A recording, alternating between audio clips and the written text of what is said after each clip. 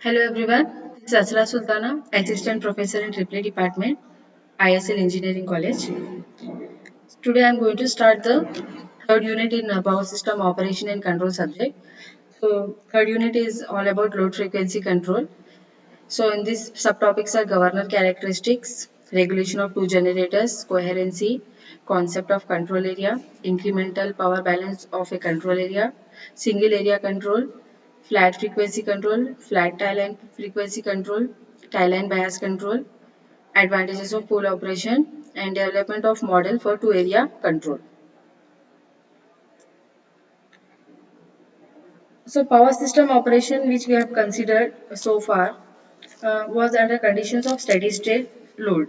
But active and reactive power demands are never steady and they will change continuously with the rising or falling trend.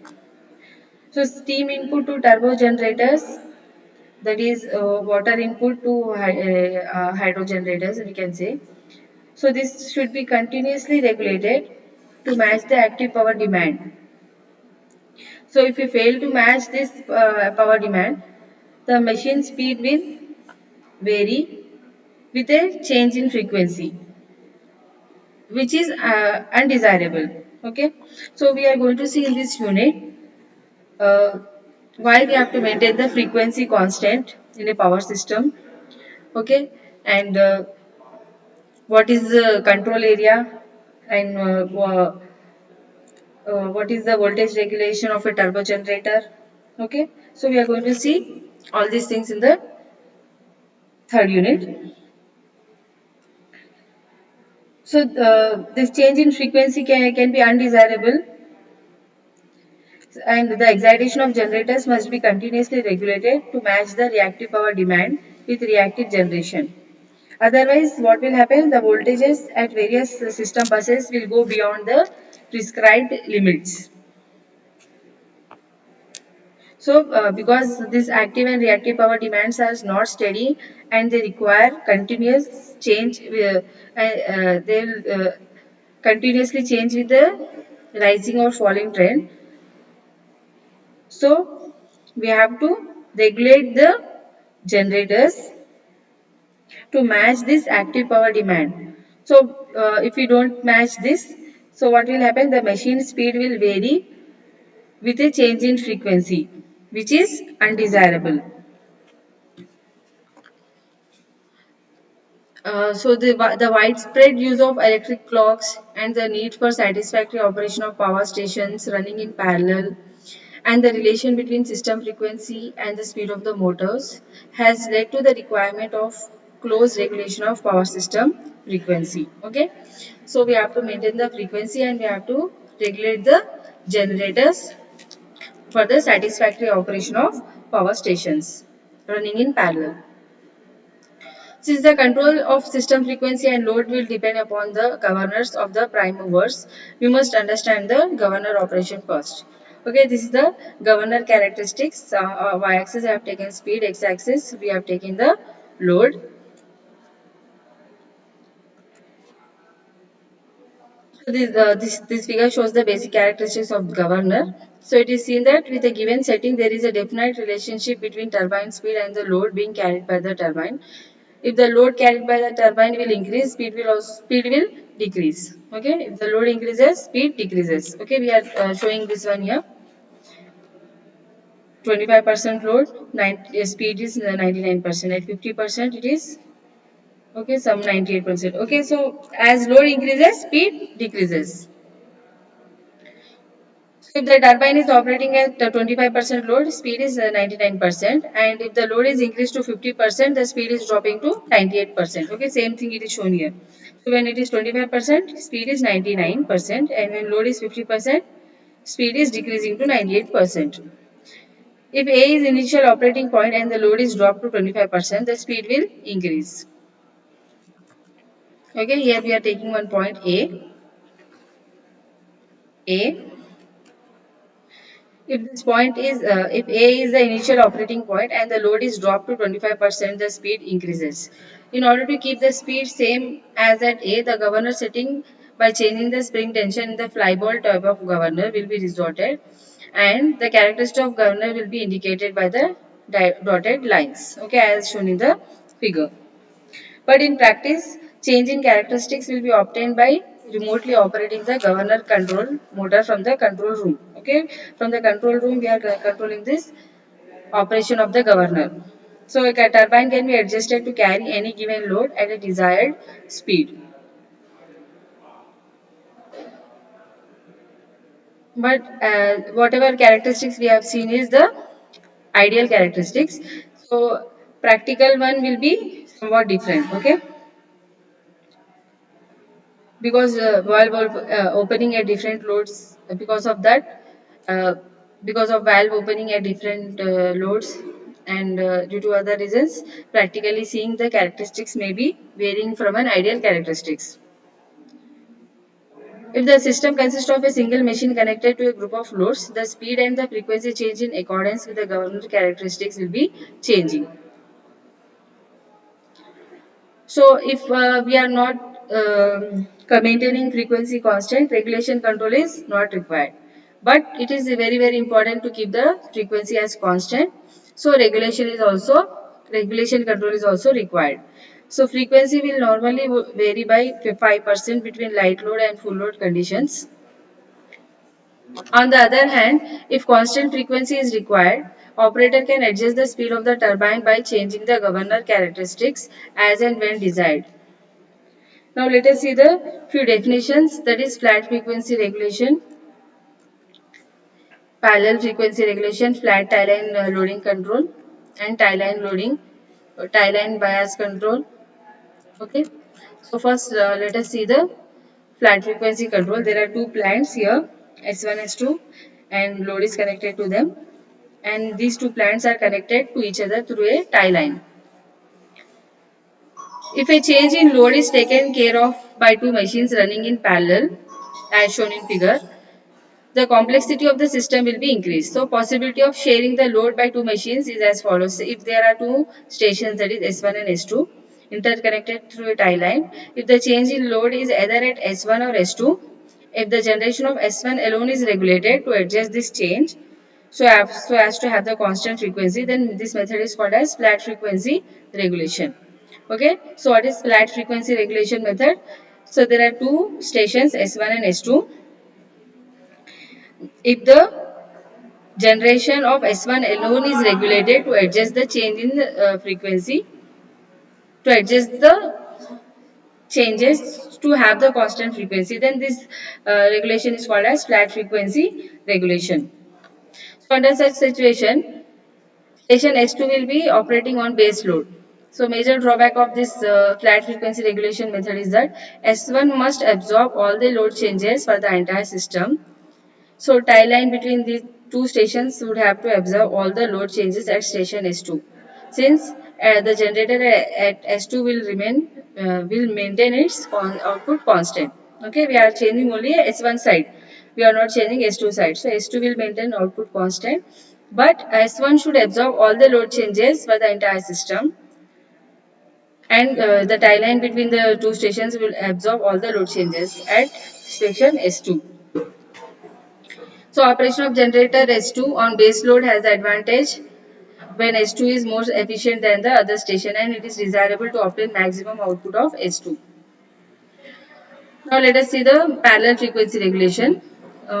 So possible there is a possibility of sharing the change in load is that both S1 and S2 will regulate their generations to maintain the frequency constant. Okay. So in previous case we have seen that in flat frequency control only we are regulating the S1, but now both uh, uh, S1 and S2 are regulating the generations to maintain the frequency constant, then it is called as parallel frequency regulation. The third possibility is that change in a particular area can be taken care of by the generator in that area, thereby the tie line loading remains constant. So what we are telling here, particular area will be taken care of by that generator itself, then that is called as flat tie line loading control. Okay, that is keeping the constant frequency, making the frequency as constant, and change in a particular area is taken care by the generator in that area itself, then it is called as and also tie line loading will remain constant and frequency is also remaining constant, then it is called as flat tie line loading control. So this arrangement has the advantage that load swings on station 1 and tie line will be reduced as compared with the flat frequency regulation. Automatic equipment will permit various types of system control. So whatever methods we have discussed, three methods can be performed with the help of automatic control equipments. So beside these two, other two types of controls are widely used in automatic arrangements, that is selective frequency control method and tie line load bias control method. Okay. So the common method of operating a large interconnected system assigns frequency control to a central system and other systems are then controlled on the basis of system frequency and tie line loading. So central system is taking care of all the control here and other systems will be controlled on the basis of system frequency and tie line loading. The tie line loading as the basis of automatic control will be used in three different ways. So one of the ways is selective frequency control. So in selective frequency control, each system in the group will take care of the load changes on its own system and will not aid the other systems in the group for changes outside its own limits. Okay, so only selective frequency control, what it is doing, each system in the group will take care of load changes on its own system. It will not aid the other systems in the group for any changes outside its own limit. So uh, this system is called, this control is called as selective frequency control. Okay. So where it is not taking into consideration other systems. If there are any changes in other system, it is taking into consideration only load changes in its own system. Okay, that is selective frequency control. Now let us see the tie line load bias control system. So this is the most commonly used method in which all power systems in the interconnection will aid in regulating frequency regardless of where the frequency change is originating.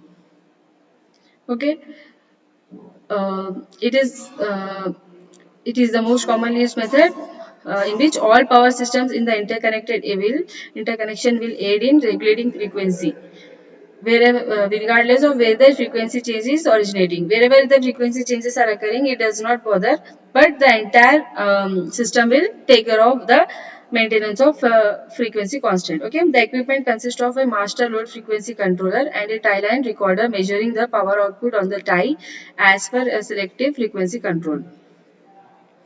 The tie line instrument biases the load frequency controller by changing the control point until the desired relationship exists between tie line loading and system frequency. So this is the diagram showing a tie line loading versus frequency we are plotting here. Okay. So this BB represents characteristics similar to governor characteristics, the line BB. Okay, already we have seen the governor characteristics. AA represents the constant frequency characteristics. AA, constant frequency characteristics. If the station is trying to maintain constant frequency, the tie line load changes would vary over very wide limits, whereas if it were working along AC, the tie line would be held constant regardless of the frequency. Actual operating point in tie line load bias control lies between these two extreme limits, such as BB or CC. Okay, BB or CC. It is in these limits. Let us consider there is increase in load on station S1. As a result, there will be reduction in frequency. The controller at S2 being immediately responsive to frequency increases its generation to restore frequency to normal. Okay, what we are considering here that there is an increase in load at station S1. So there will be reduction in frequency. So what S2 will do? S2 will immediately increase its generation to maintain the frequency constant or to restore the frequency to normal. Okay, the amount of load picked up depends on the bias for which the regulating equipment has been set. If initially X is the operating frequency and if it drops to Y due to increase in load pickup on the tie line will be shown by the shaded area XY. Here, this is XY. The tie line has definitely gone off schedule, but this power is contributed to the interconnection in a direction to improve system regulation. The amount of bias will be adjustable depending on the extent to which station S2 is scheduled to contribute to system regulation.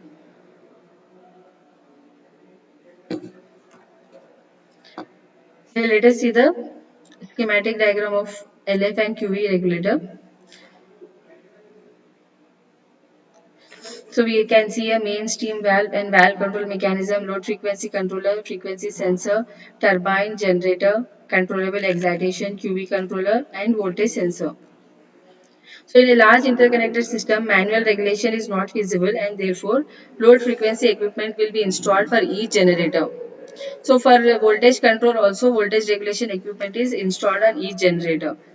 So this figure shows the schematic diagram of load frequency and excitation voltage regulator of a turbo generator. Controllers are set up for a particular operating condition and they will take care of small changes in load demand without voltage and frequency exceeding the pre-specified limits. Okay, here QV controller is the load frequency controller. Okay, controllers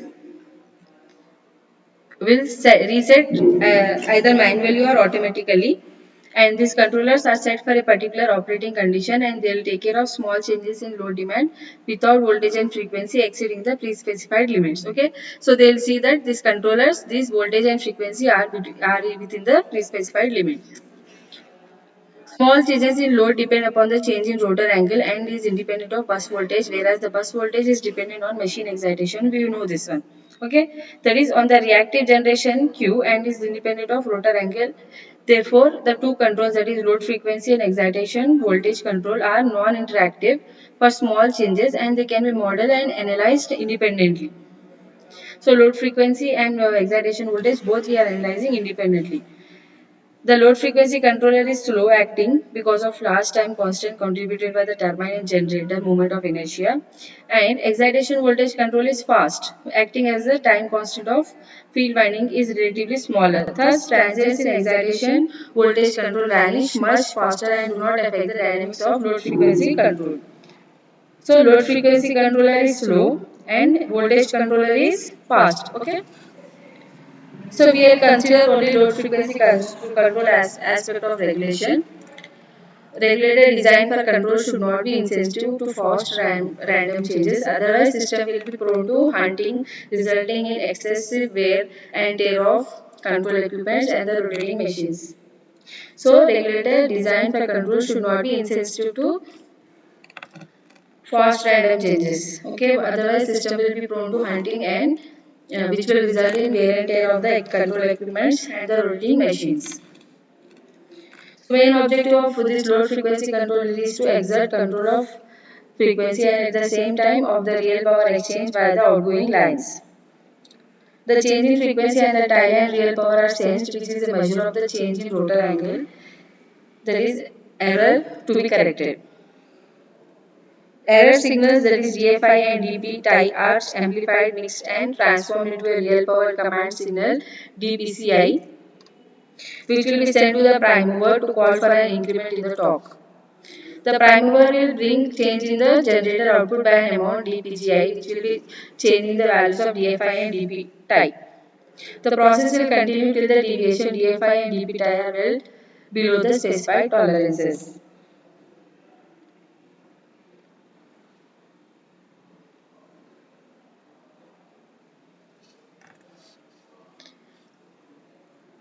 Okay, thank you everyone for watching the video. We will continue with the next lesson in the next class. Thank you everyone.